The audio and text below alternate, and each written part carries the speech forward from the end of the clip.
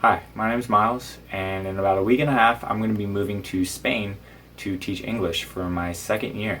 Today, I wanted to talk to you about how you can teach English in Spain as well.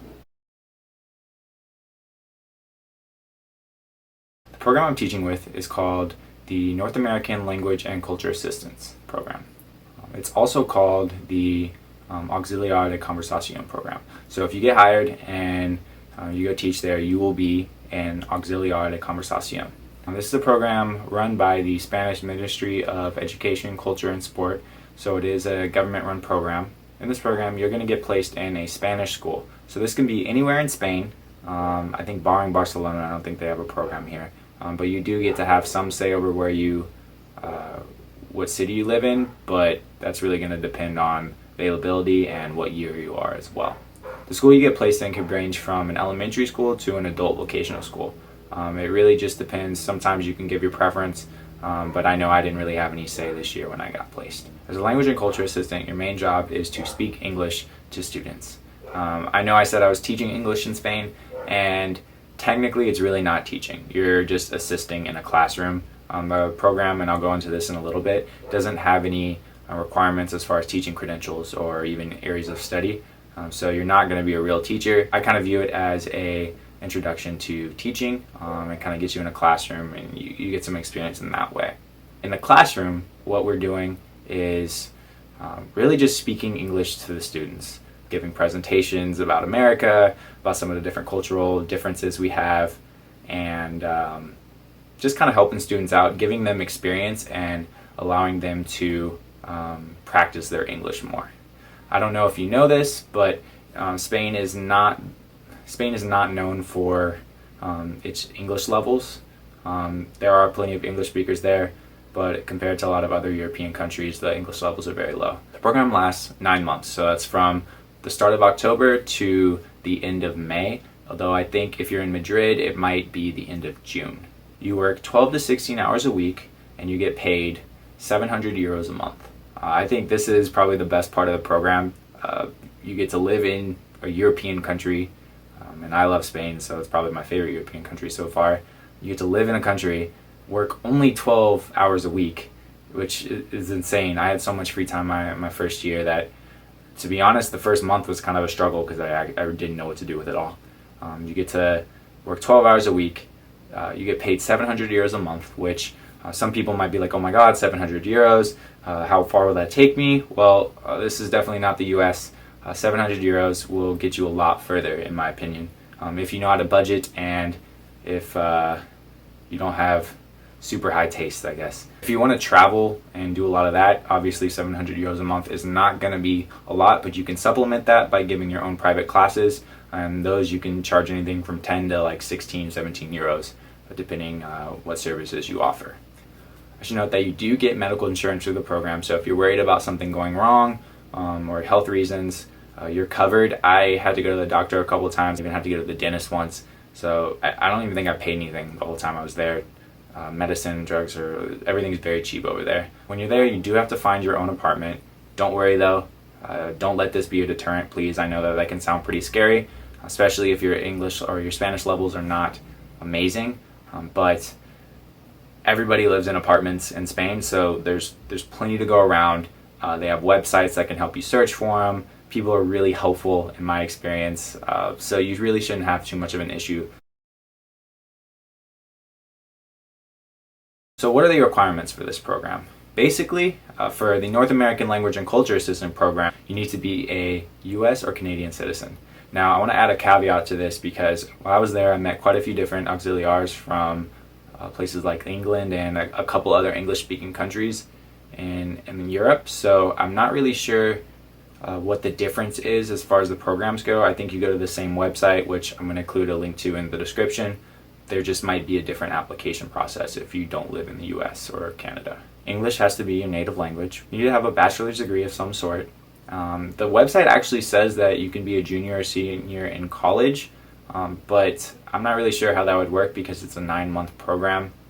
I didn't really meet anybody who was still in college when I was over there who did the program, but you could probably find more information on that on the website. The age limit to apply to this program is 60. But if you want to live in Madrid, the age limit is 35. I'm not really sure why that is, but the rest of Spain, if you're under 60, you're good to go. So don't think this is like a young 20s kind of program. If you're in your 30s, 40s, 50s even, and you want to get abroad and make a difference and help some kids with English, this is definitely still a great opportunity.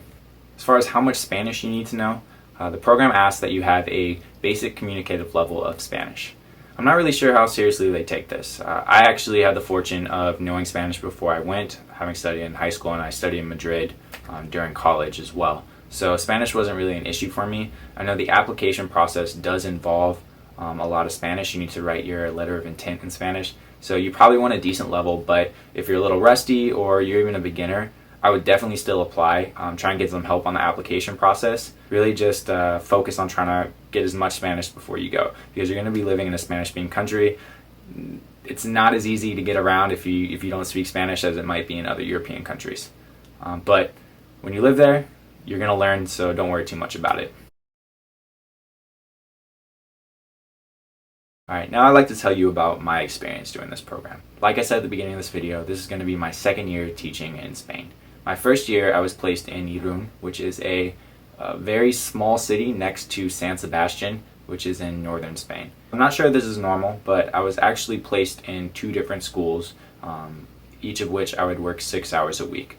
The first school was, I guess it would be the Spanish equivalent of a high school, but it was more like a college preparatory school. So it's for 16 and 17-year-olds who wanted to go the college or university route.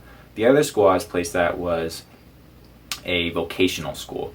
So this had students from anywhere between 15 to 50-year-olds. So it was a very, very interesting class makeup. I did 6 classes per school per week. So had a lot of students coming in and out, a lot of faces, a lot of very interesting names to remember. It was definitely tough. I don't think I remembered most of the students' names until my last month there, but I'm bad with names, so it's kind of my fault. As far as my classroom experience went, it kind of varied. I spent most of my time giving presentations on the US, our cultural differences and things like that. I got varying degrees of engagement from the students, but for the most part they all seemed pretty interested, at least at the college prep school. There wasn't a lot of issues communicating with them because their English level was so high. So it was really just about sharing ideas and different cultural differences, and they got to practice their English in the meantime. My experience at the vocational school was a little bit less gratifying, I won't lie, but I spent most of my time just kind of giving presentations. The varying degrees of English levels I think make a huge difference. I had students who had no English level, and I had students who had amazing English. So it was kind of difficult to communicate to all of them on the same level. Plus, with only an hour per class, it really didn't give you much time. Still, I learned a lot. I learned how to communicate better, learned how to give pretty entertaining presentations, at least I thought. And I also learned how to deal with the stares of students who have no idea what you're talking about. I think that's kind of par for the course if you're teaching any kind of language, but either way, I wouldn't say that it was a negative experience. I learned a lot, and I had to grow a lot as a presenter, and standing in front of a classroom, maybe you guys watching this video are super great public speakers. I'm horrible. Even filming this YouTube video, it's taken me like 1,000 cuts, so this was something I had to work on, but I learned a lot. As for my experience actually living in Spain, I have nothing but positive things to say. This was probably the best 7-8 months of my life. I got accepted late, so that was why it was 7-8 months, but it was probably the best time of my life. I spent only 12 hours a week working, so that left a ton of free time. So I did everything from, I'm a big coffee junkie, so I spent so much time in cafes. I'd go to, it was like a 20-minute train ride to San Sebastian, so I'd go there a lot and just chill by the beach. I met a lot of new people. I went out. I did a ton of traveling within Spain, so I had a lot of weekends off. Well, I had every weekend off, so I had a lot of opportunities to go to different places. So I visited Malaga, Sevilla, Madrid. It was awesome. If traveling is something you're really interested in and you like working with people, you like communicating with people, I definitely recommend that you check out the Auxiliar de Conversación program. Like I said, I'll put a link in the description if you want to check out what the requirements are in more detail. If you want to know any information, they have an FAQ page. It's pretty great. As far as the application process goes, you can apply online. I thought it was a pretty easy application. Outside of the Spanish letter of intent, I think you might have to get a letter of recommendation. I applied a year ago, so I'm not 100% sure. The only difficult part I thought of this whole process was getting the visa my first year, but I got accepted late, so it's kind of a rush process. There's different visa requirements for different states, so your experience is definitely going to vary from my experience. But I actually just got my visa a few weeks ago for this trip, and I got that. I think I submitted the application and I got it back in, I want to say, 7 or 8 days. So super quick. It was super breezy. If you have any questions about this program, I'm sure I missed a bunch of stuff in this video. I just wanted to get it all out there so people know about it. But please let me know. I'd be happy to answer any questions about my experience and lead you in the direction of any specific questions as far as what the program consists of, or insurance, things like that. Like I said, it's very, very accessible to people. There's limited positions, so if you are interested in applying, I think the next application period for the 2017-2018 school year opens up in January. So you got some time, but please, any questions, let me know. And thanks for watching.